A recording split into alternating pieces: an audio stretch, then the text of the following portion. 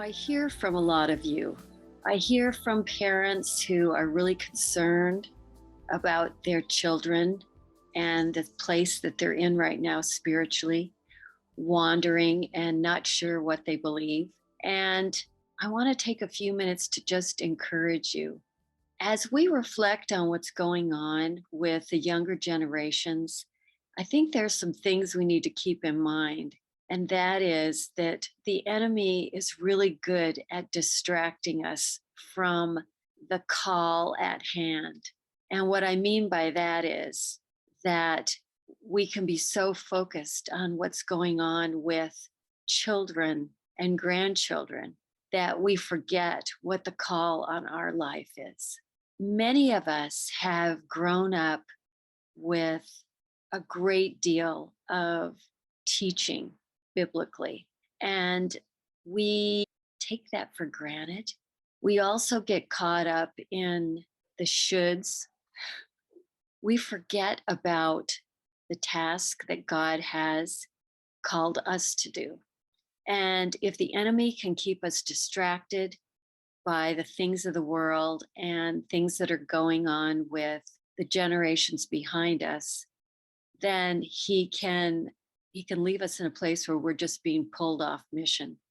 I had somebody pray over me recently. She just asked me if she could pray for me. And when she was praying for me, she used that phrase, drinking from the well. And she prayed, Lord, help people to come to Cheryl's well and drink deeply from what she has to offer because of what you have done in her life. And I realized how powerful that was. You know, as much as we want our kids to come drink at our well, many times they will not, but they will go to someone else's well. But that doesn't diminish what you have to offer. So, my encouragement to you is stay on mission.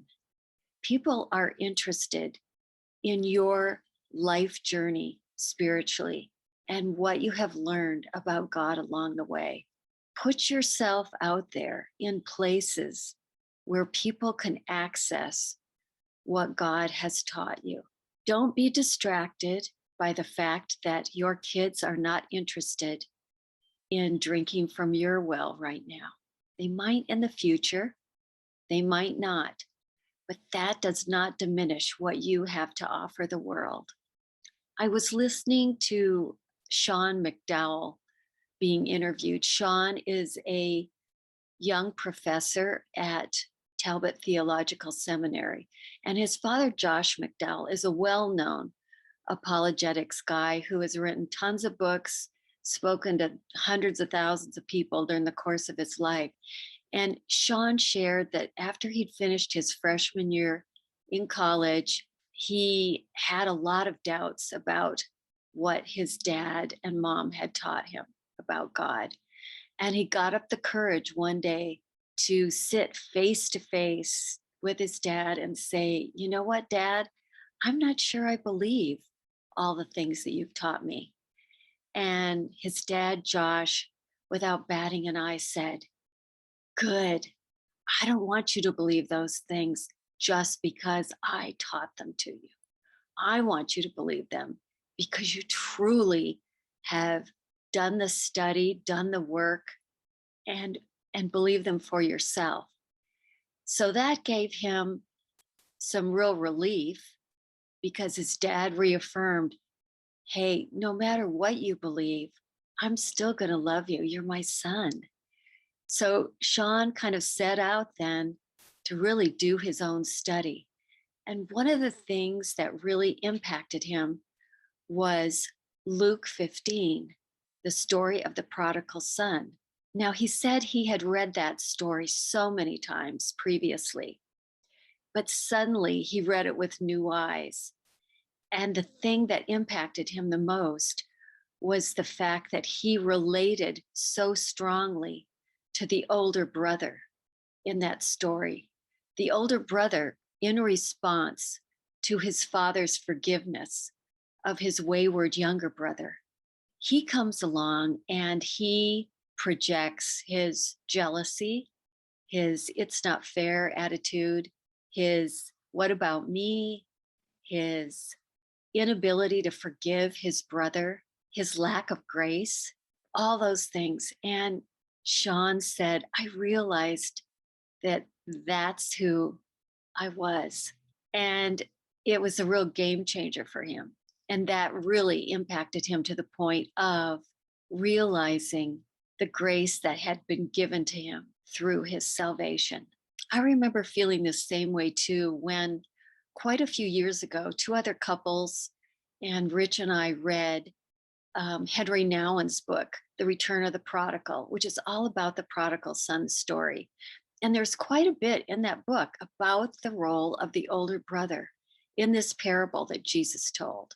There's much to be learned by the church today from the prodigal son story. And it is about the older brother. The other thing that we can learn from this parable is we don't know how long the younger son wandered. Jesus didn't include that in this parable. So we don't know if it was months or years. But what we do know is that the younger son returned to the father with a different view of life. He came back not only sorry and not only wiser, but he came back extremely humble, asking if his father would accept him as a servant in the household. What I want to say to you today is transformation takes time. And the transformation that's going on in your children and grandchildren right now, it doesn't happen quickly. The same goes for us. When we look at that older brother in the story, the changes that God wants to do in us are going to take time. Let's not get distracted by what God's doing in the younger son and forget about what he wants to do in the older son, because the change is just as dramatic and just as life-changing and just as transforming. You have something to offer at the well of legacy of those who have gone before you, who have poured into your well, just as they influenced you, just as they invested in you. You too will be able to invest in others. This summer, when I was praying about this, God just gave me a mental picture during my prayer, which has been happening more often lately. And sometimes they have captions, and this one did.